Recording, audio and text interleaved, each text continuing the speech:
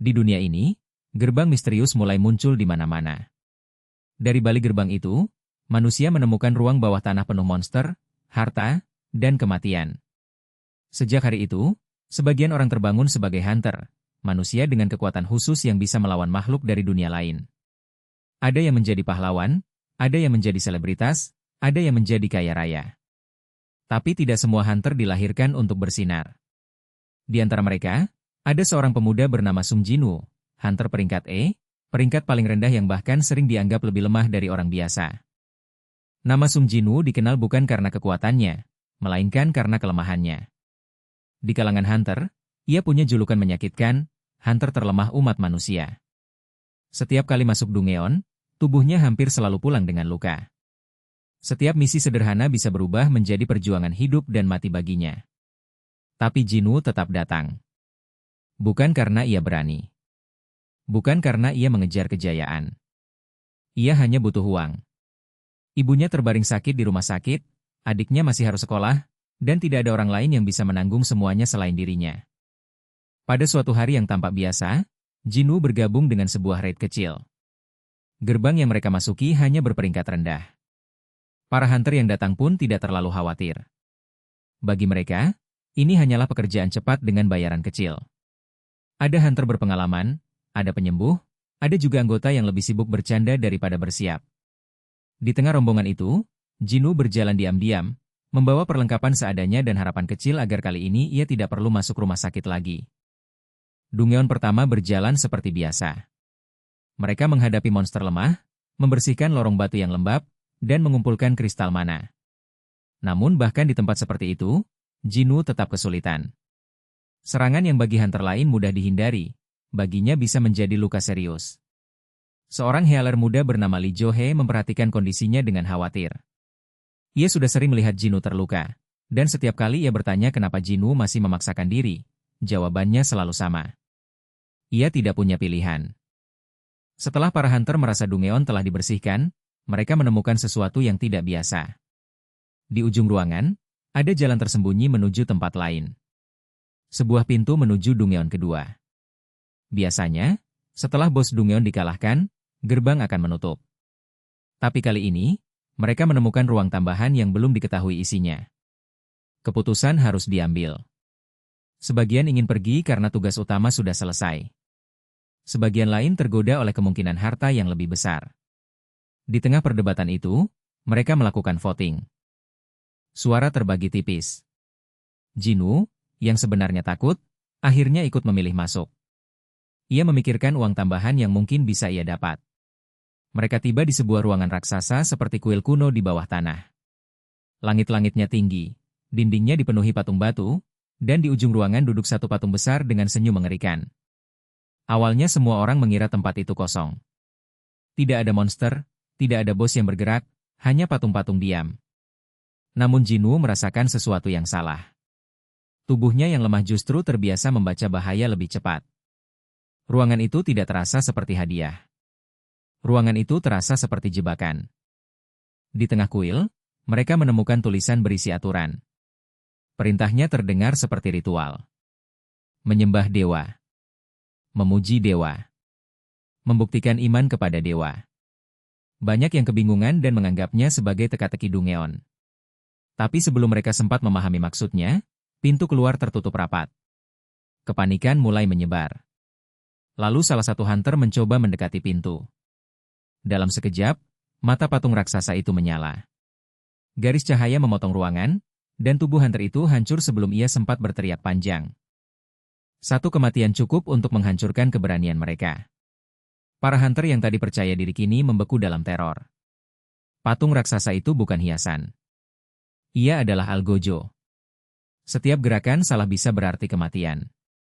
Ketika beberapa orang panik dan berlari, cahaya mematikan kembali menyapu ruangan. Mereka jatuh satu persatu. Jeritan menggema di bawah kubah batu. Jinwoo, dengan napas gemetar, menyadari sesuatu. Serangan itu tidak acak. Ada pola. Ada aturan. Mereka tidak sedang bertarung. Mereka sedang diuji. Jinwoo berusaha memahami tulisan di dinding. Perintah pertama, menyembah dewa. Ia melihat patung raksasa itu, lalu menyadari bahwa mereka harus menunduk. Ia berteriak pada semua orang agar membungkuk. Beberapa mendengarkan tepat waktu, sebagian terlambat. Cahaya mematikan melesat di atas kepala mereka, dan yang tidak menunduk langsung tewas. Dalam kekacauan itu, Hunter terlemah justru menjadi orang pertama yang membaca cara bertahan hidup. Untuk sesaat, semua mata tertuju padanya, bukan dengan ejekan, tetapi dengan harapan. Aturan berikutnya semakin mengerikan. Mereka harus memuji dewa. Di sekitar ruangan, patung-patung kecil mulai bergerak, masing-masing membawa alat musik. Jinwoo menyadari bahwa mereka harus berdiri di dekat patung yang memainkan musik. Namun tidak semua tempat aman. Patung yang salah bisa membawa kematian. Para hunter berlari dalam kebingungan, mencari tempat berlindung di tengah suara batu yang bergeser dan hawa pembunuhan yang pekat. Johei yang ketakutan berusaha tetap dekat dengan Jinwoo, sementara darah sudah membasahi lantai kuil. Satu demi satu, mereka memecahkan aturan dengan harga yang sangat mahal. Jumlah yang selamat terus berkurang. Pemimpin raid, Song Chiul, seorang hunter tua yang berpengalaman, mulai memahami bahwa mereka tidak bisa mengalahkan tempat ini dengan kekuatan. Mereka hanya bisa menebak kehendak kuil. Jinwoo terus memperhatikan setiap detail, setiap gerakan patung, setiap perubahan suasana. Ia bukan yang terkuat, tetapi rasa takut membuat pikirannya tajam. Dalam ruangan itu, kecerdikan menjadi senjata terakhir. Lalu datang perintah terakhir. Membuktikan iman kepada dewa. Sebuah altar muncul di tengah ruangan. Api menyala, patung-patung mulai mendekat, dan para hunter harus memilih. Tetap tinggal untuk menyelesaikan ritual, atau mencari kesempatan kabur. Ketika pintu akhirnya terbuka sedikit, naluri manusia mengambil alih. Mereka yang masih hidup mulai melihat jalan keluar sebagai satu-satunya keselamatan. Jinwoo menyadari kebenaran pahitnya. Agar sebagian bisa keluar, seseorang harus tetap berada di dalam. Seseorang harus menjadi umpan terakhir. Kepanikan berubah menjadi pengkhianatan sunyi. Beberapa hunter pergi lebih dulu. Mereka tidak punya keberanian untuk melihat ke belakang. Song Chiul terluka parah, Johei hampir hancur oleh trauma, dan Jinwoo tahu bahwa jika mereka tinggal, mereka semua akan mati. Ia memaksa mereka pergi. Dengan tubuh penuh luka dan kaki yang hampir tidak bisa bergerak, Jinwoo memilih tetap di kuil. Bukan karena ia ingin menjadi pahlawan, tapi karena ia tidak melihat cara lain. Di depan patung raksasa yang tersenyum, ia berdiri sendirian. Saat pintu menutup, rasa takut yang selama ini ia tahan akhirnya runtuh. Jinwoo terjebak bersama patung-patung pembunuh. Tubuhnya sudah rusak. Darah mengalir dari lukanya. Ia memikirkan ibunya, adiknya, tagihan rumah sakit, dan hidup yang selalu memaksanya merangkak. Ia bertanya dalam hati, kenapa hanya dirinya yang selemah ini? Kenapa ia tetap harus mati setelah berusaha begitu keras? Patung-patung mendekat tanpa ampun. Senyum patung dewa terasa seperti mengejek seluruh hidupnya. Serangan terakhir menghantamnya. Jinwoo jatuh di lantai dingin, tubuhnya tertusuk dan hancur. Dalam detik-detik terakhir, ia tidak bisa berteriak lagi. Yang tersisa hanya penyesalan dan keinginan kecil untuk hidup. Bukan hidup sebagai orang kuat. Bukan hidup sebagai pahlawan. Hanya hidup untuk menjaga keluarganya. Ketika kesadarannya mulai tenggelam, sesuatu yang mustahil terjadi. Di hadapannya muncul pesan misterius, seperti jendela permainan yang melayang di udara. Sebuah tawaran. Jika ia menerima, ia akan menjadi pemain. Jinwoo tidak benar-benar mengerti apa yang ia lihat. Ia sekarat. Ia tidak punya waktu untuk berpikir. Tapi ketika pilihan itu muncul, nalurinya memilih bertahan hidup. Sesaat kemudian, dunia menjadi gelap. Kuil, patung, darah, dan rasa sakit menghilang. Bagi orang lain, tragedi Double Dungeon berakhir sebagai insiden mengerikan yang merenggut banyak korban. Namun bagi Jinwoo, kematian itu bukan akhir. Itu adalah awal dari sesuatu yang jauh lebih besar, sesuatu yang akan mengubah takdirnya sebagai hunter terlemah. Beberapa hari kemudian, Jinwoo terbangun di rumah sakit. Tubuhnya utuh. Luka fatal yang seharusnya membunuhnya telah lenyap. Para pegawai asosiasi hunter datang memeriksa keadaannya. Mereka curiga mungkin Jinwoo mengalami awakening kedua, fenomena langka ketika hunter mendapatkan kekuatan baru. Jika benar, hidupnya bisa berubah dalam semalam.